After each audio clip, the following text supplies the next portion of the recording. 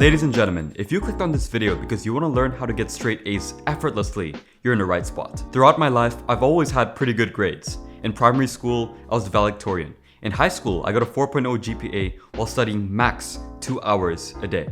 And now I'm a student at Yale University studying computer science and music. Getting perfect grades doesn't have to be so complicated. That's why in this video, I'm going to give you a no BS guide on how to study efficiently coming from an Ivy League student. So the first thing you want to do is rewire your mindset. I often hear a lot of people say stuff like, I studied 10 hours in a day, or I studied until 2 a.m. yesterday, and they think it's a flex.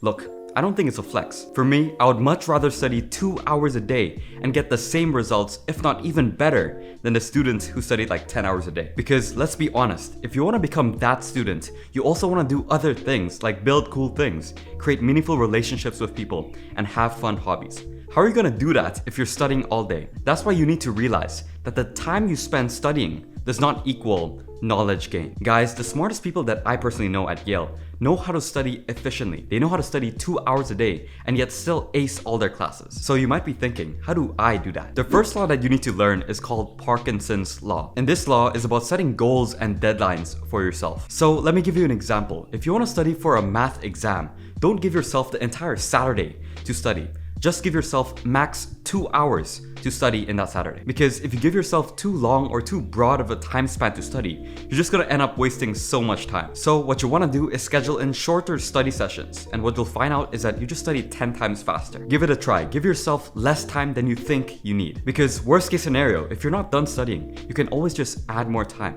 But you cannot take back time that you wasted. You cannot take back time that you studied inefficiently. Also, one thing to note is to make your deadlines tight, but not overly unrealistic. Like, don't tell yourself, I'm gonna finish an entire math syllabus in 30 minutes, unless you're the fastest reader or something. But still give yourself a little bit of a challenge. And I promise you that by the end of that study session, you'll feel so happy and proud of yourself. Now, the second important part of this video is learning how to study. Now, one of the biggest mistakes you can make is passive studying. And what this looks like is studying by just reading the textbook, rewriting notes, and trying to make it look aesthetic and pretty. And then at the end of the day, you say something like, wow, that was really productive. I have 10 pages of notes. Look, let's be real.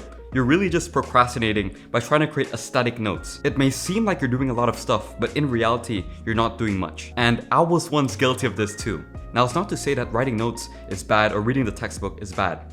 But if that's your main study strategy, then you're doing something wrong. So by far the best study technique, in my personal opinion, is active recall. And what this looks like is doing past paper questions. What this looks like is going through all the past paper exams you can find for your subject. Guys, this is perhaps the most effective way to study because our brain learns best by answering questions. When we get a question wrong and we learn the correct answer afterwards, our brain is more likely to remember it. Also, there's a very high chance that your teacher or your professor is just gonna repeat those questions in the test. Maybe it's gonna be worded differently, but the basic concepts are gonna be the same. Now, what if you don't have any practice exams? There are two things you can do. The first thing you can do is create as many questions as you can from your study guide or class notes. So you wanna give yourself some multiple choice questions as well as some open-ended ones. Now, the second way you can do this is by leveraging AI. Just simply paste all your class notes into ChatGPT and ask it to create questions for you. Guys, this is something that nobody talks about, but it's super powerful. You can even give ChatGPT slideshows and PDFs.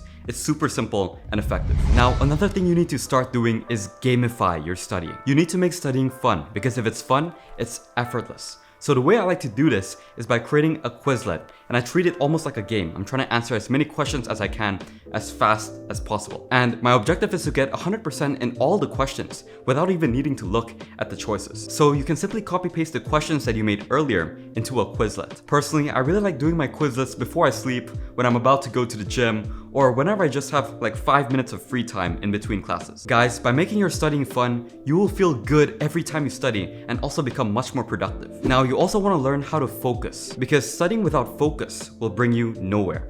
Like nowadays, we have so many distractions. Your phone, that Netflix show, and social media. In my opinion, you don't have to go like complete monk mode and delete all apps and isolate yourself like that. But you want to turn your distractions into rewards. So for example, what you can do is tell yourself, okay, once I'm done with this math practice paper, then I can go and watch this YouTube video, or I can go and watch that Netflix show. And this is very good because you're delaying your gratification. You're training your brain to do hard things and get rewarded for your hard work. Also, you want to create an environment where it's easy easy to focus. So for me, I like to put my phone on airplane mode or do not disturb every time I'm about to study. Another thing I find super useful is having a clean desk and room. Guys, when your desk looks clean, you create a more calming, soothing environment where your brain can relax and actually focus. One more thing, try to make your room smell as good as possible. So for example, I have a diffuser in my Yale dorm room, and it always smells good because I'm putting in lavender and peppermint essential oils. But that's pretty much it. I have full confidence that if you follow all the steps